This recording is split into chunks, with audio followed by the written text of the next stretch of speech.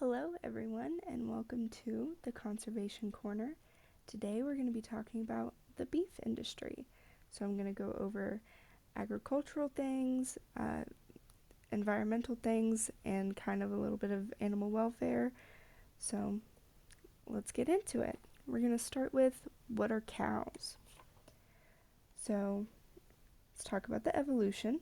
Cows are believed to be descendants of aurochs, a large wild bovine species from approximately 10,500 years ago.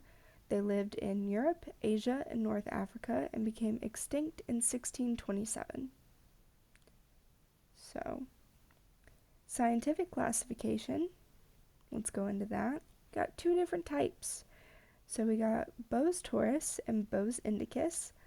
British and European cattle breeds belong to Bos taurus, like dairy cows, Angus beef cows, things like that.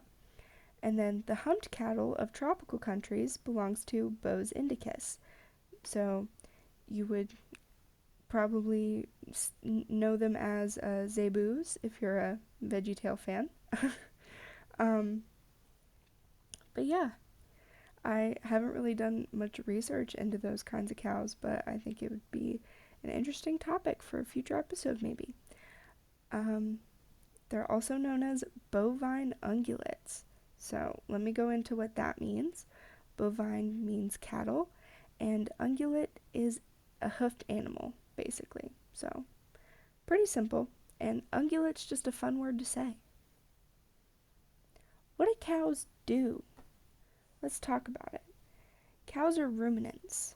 So, what ruminant means is it chews cud regurgitated from its rumen. They have four stomachs that aid in this process: the rumen, the reticulum, the omasum, and the abomasum. What do they produce? So, main thing we know them for is food and leather. So, for food, you got milk, cheese, butter, and meat, and then hides or leather, jackets, shoes, furniture, basketballs, and baseball gloves. And then we also have manure, fertilizer to produce richer soil. But they also produce methane. Bummer. So, let's talk about what methane is. Methane is a hydrocarbon that is a primary component of natural gas, and natural gas is just fossil fuel energy source. What does methane do?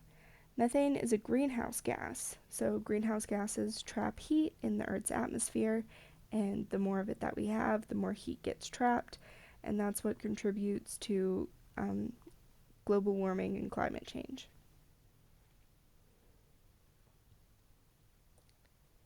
How do cows produce methane? So they have microbes in their rumen, one of their four stomachs, called methanogens. These microbes produce methane from the fermentation of feed. So basically, when they regurgitate that food, it gets fermented, and then methane is emitted from their burps, flatulence, and feces. Why is this a problem? Let's talk about it. Humans consume 57 pounds or 25.9 kilograms of beef per person a year, and that's just in the US. So, and most of these statistics I'm going to be listing off is just for the US alone. So, that is 18,981,000,000 pounds. Yeah, that is being consumed per year, which is insane. Trust me, when I was calculating and reading the numbers for all of this, my eyes were like wide, like so big. I was like, really? That much? So one cow can produce about 500 pounds or 226.8 kilograms of beef. So it also depends on the size of the cow. It's pretty much anywhere from 500 pounds to 750 pounds. That means to supply our beef demand, we'd need approximately 37,962,000 cows. And again, that's just in the US. Like, we would need that many cows in the US. Each cow can produce 70 to 264 pounds, or 31.8 to 119.7 kilograms of methane per year. And that means our beef consumption rate is causing 2,657,340,000 to 10,021,968,000 pounds of methane being emitted into our atmosphere just to sustain the consumption rate of beef in the US alone. Let's talk about water now. It takes just about 1,847 gallons of water to produce 1 pound, or 45 kilograms, of beef. That is enough water to fill up 39 bathtubs all the way to the top. That is insane that we use that much water for 1 pound of beef. And let me clarify, that's like the production process of, like, you know those pound packs of ground beef that you see in the store? That's the water to get that. So, like, cutting the beef, trimming it, refining it, grinding it, all of that uses water. So that means we would use about 35 billion, 57 million, 35 trillion, 57 billion, 907 million gallons a year to produce our beef demand in the US. There are approximately 28.2 million cows in the US, and cows need 3 to 30 gallons of water a day to survive. So, really quick, let's just do the math on that because I forgot to. Oopsies.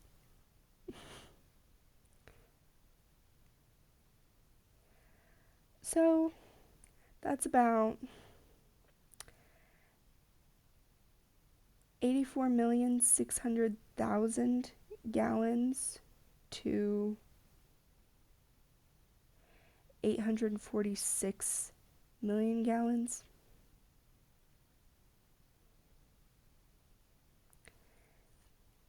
Yeah, that's a lot of water.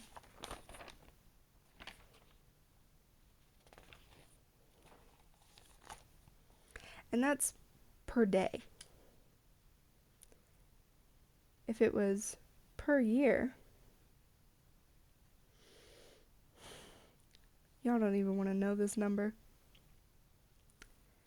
That is 10,152,000,000 gallons per year, if we're going with giving cows 30 gallons of water a day.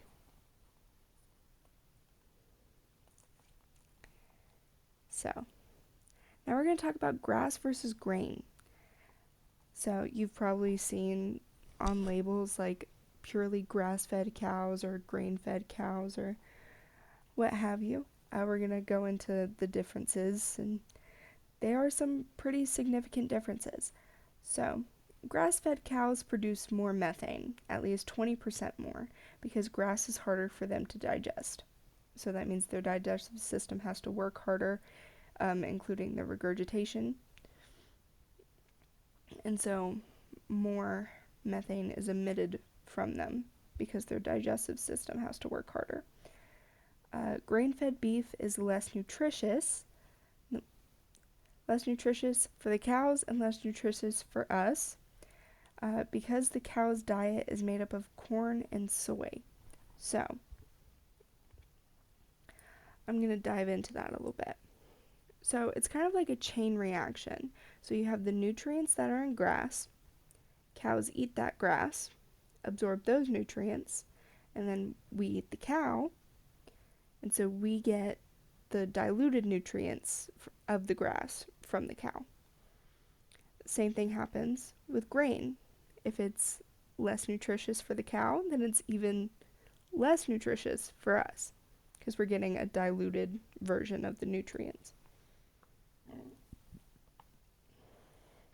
And the reason that cows are grain-fed is because it fattens them up quicker. So when you're dealing with mass production on such a large scale, which we are, grain-fed is easier to get those cows moving.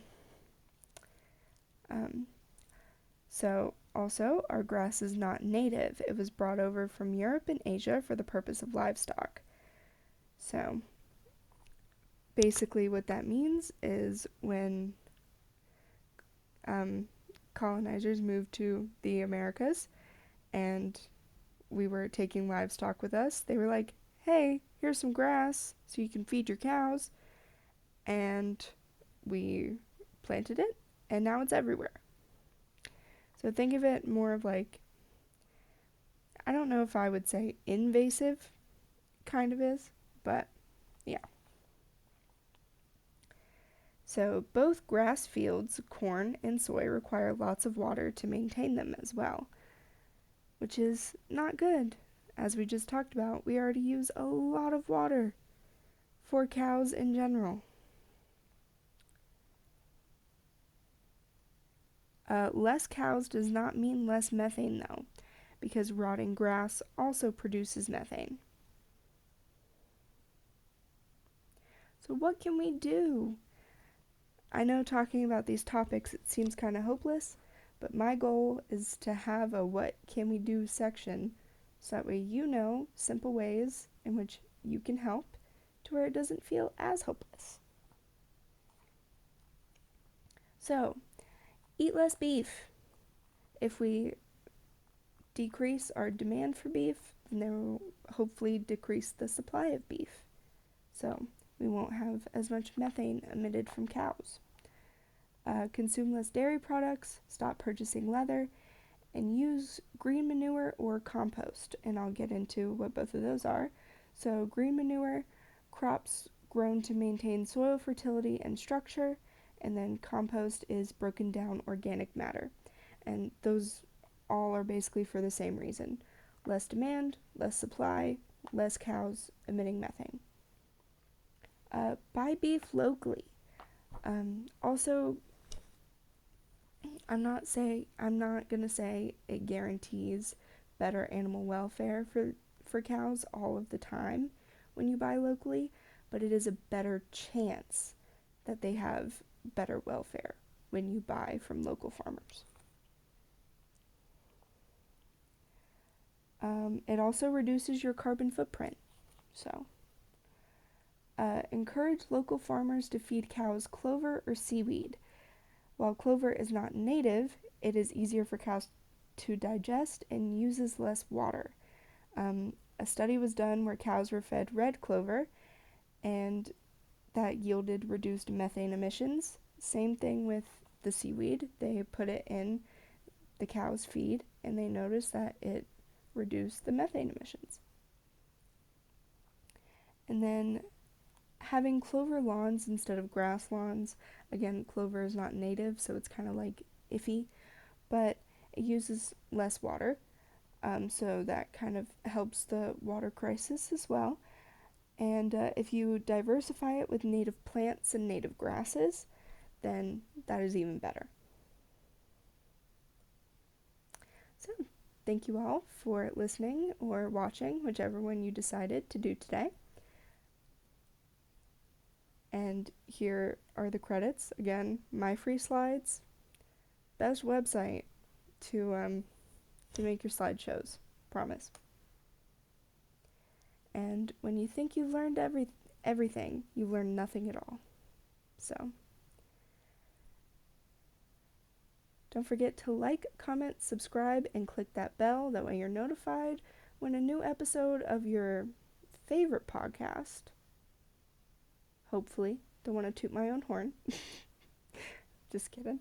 But yeah, click the bell. That way you're notified when I post next if you want to do that sort of thing. And I'll see y'all later. Thanks for watching.